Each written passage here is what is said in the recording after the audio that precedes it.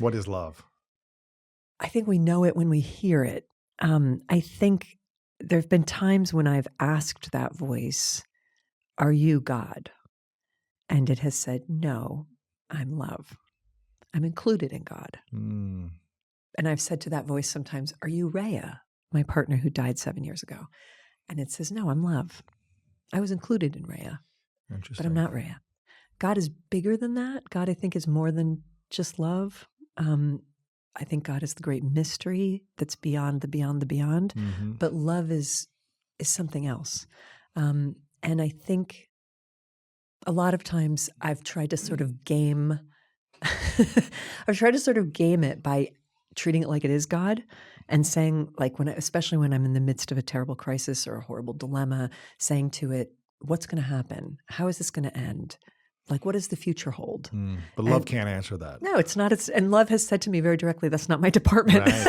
I'm not God. It's not my department. I don't know. I have no idea what the future holds, but I know that I'll be with you through it. Mm. Like, you won't, whatever's coming, you won't go through it alone. Even if everyone else leaves, even if you end up living under a bridge, wearing a plastic bag and spitting at people who walk by, I'll be with you in that. Wow. Like, so whatever happens, like, no matter how disastrous it'll be. And I remember one time in a moment of terrible crisis saying to love on the page, "When will this end and how will it end?"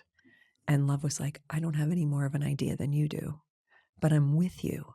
And I remember in my anger saying, "If you can't tell me how this is going to end, and you can't tell me when this is going to end, and you can't tell me what to do, what use are you?" Mm.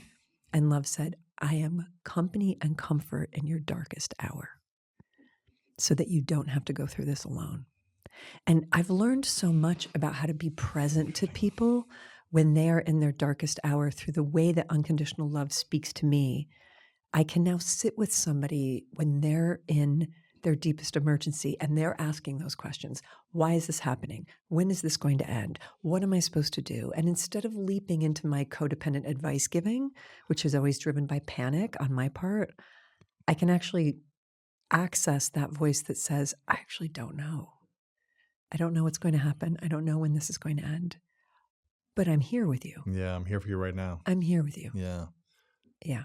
Wow. It's interesting. What's coming up for me is two things as you're saying all this.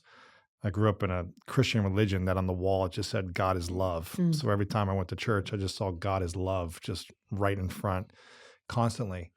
And but what I'm hearing you say, God might be love, but love doesn't mean it's God, right? It's part of God. Is Yeah. what I'm hearing God you is say. a lot of Yeah, things. yeah, exactly. Including a big question mark. Yeah, exactly, right. And love is a very specific thing. Yeah, exactly. And another thing Yeah. that's coming up for me is about 3.5, 4 years ago, I started doing my own healing journey. I've been on a healing journey for 10 years, really, but 3.5, 4 years ago, I went on a deeper journey to really heal the inner child inside of me. Mm. The parts of me that I thought I'd done the healing work because I started opening up about sexual abuse 10 years ago, and I thought I'd done the work, but I hadn't really done it. And weekly, I was seeing a coach and a therapist to support the journey for me to heal about 3.5, 4 years ago. And after about 6 months, she had me do an exercise where I was alone, in my bed, and I was reconnecting literally with the 5-year-old in me right in front of me. Like I put myself in a spiritual ceremony to see, 5-year-old Lewis and all the fears and insecurities and doubts and uncertainties that he had, therefore I have. And I created a new relationship with him to where I said, I've got you. I'm here for you. Even if we're alone in the side of a bridge, spitting at people, as an adult in this relationship, I am now here for you. I've got your back. Whereas I've been carrying this child inside of me and just, he was still wounded and afraid, but I didn't have his back. And I started to learn how to heal, mend, create meaning to where I was able to integrate him in me and love him fully. And I think most of my life, I was angry at the past. And it doesn't mean I still don't like things that happened, but I learned to love all the parts of me, which created more peace inside of me. And that's just something that was coming up for me, those two things as you were speaking about this. even if we're alone, like love is going to be there. And I think, how have you learned to cultivate the love so that you can actually receive it and know that you are loved?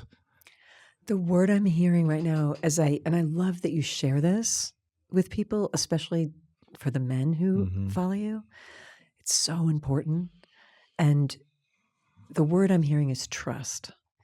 And when I met my own inner wounded child and did a very similar kind of work and looked into her eyes, she had the stare of a 3 tours of duty soldier. Wow. Very traumatized. Very. PTSD. And worse, hopeless.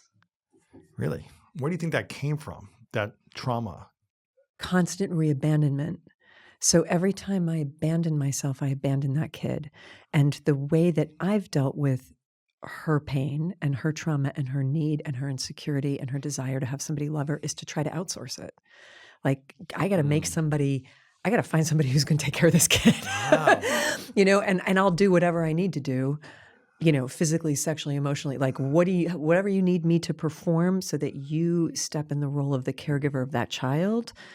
And so I'm constantly trying to find someone who will take that on, because for most of my life, I felt like she was too much for me, because she was too insecure, she was too frightened, she was too, and I'm like, here you do. I'm constantly handing her off to people. Really? And so the adult you never took care of her? No, I kept trying to get other people to do it. Wow. And then recreating the abandonment wound, and then recreating the rage at who's got me, right? Because constantly being like, damn, I thought that person had me and they don't.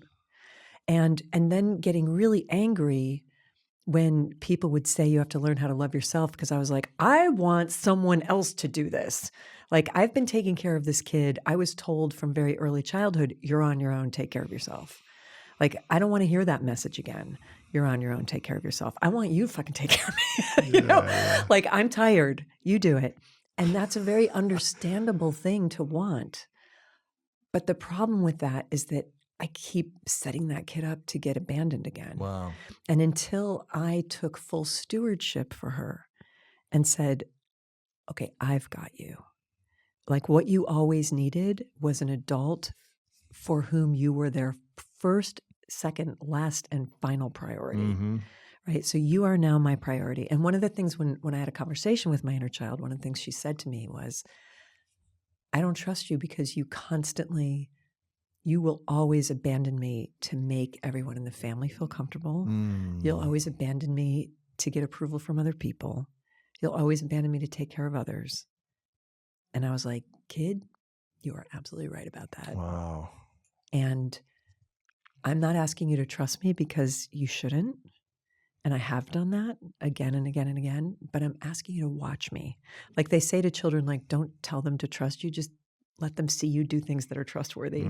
Consistently, and I was like, we're changing the rules around here. Wow. And every time I set a boundary, every time I don't allow us to be in the room with a toxic or abusive person, every time I don't people please, every time I say no and prioritize our self-care, that kid is like, oh, wait, you really do have my back?